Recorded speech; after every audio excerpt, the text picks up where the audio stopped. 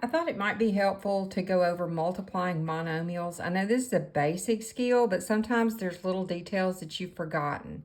And it helps with your understanding in math when you do a lot of problems that are similar.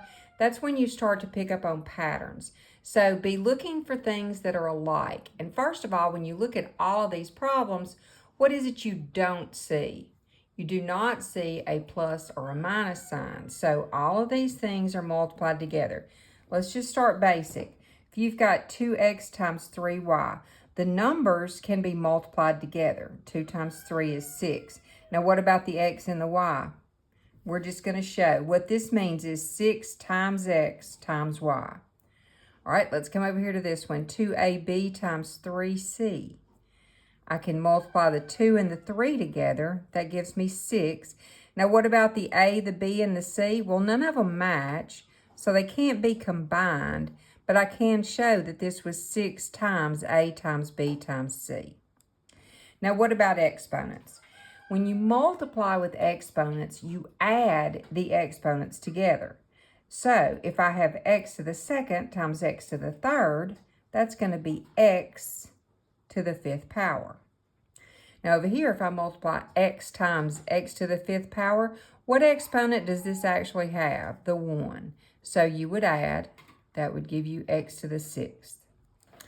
All right, now, let's look at something like this. We're going to go through, now you understand, even though there's a times sign right here, all of these things are just multiplied together. They're all equal now. They're all multiplied together, and multiplication is what we call commutative. 2 times 3 is the same thing as 3 times 2, so you can change the order of things. So let's go ahead and pick out things that match. 2 times 5 is 10. All right, here's an x squared times x. If you add the exponents, that gives you x to the 3rd. All right, now I have a y and y to the 3rd. Once again, this is a 1, so I'm going to add. That'll give me y to the 4th. Now my last thing is I have z to the 3rd times z to the 3rd. So when you add 3 plus 3, this 3, you get 6. And that's it. All right, let's look at this last one. Once again, we're going to go through. Everything is equal at this point. It's just all multiplied together. So we can multiply the 3 and the 5 and get 15. Right, next, we can do a and a squared. That'll give us a to the 3rd.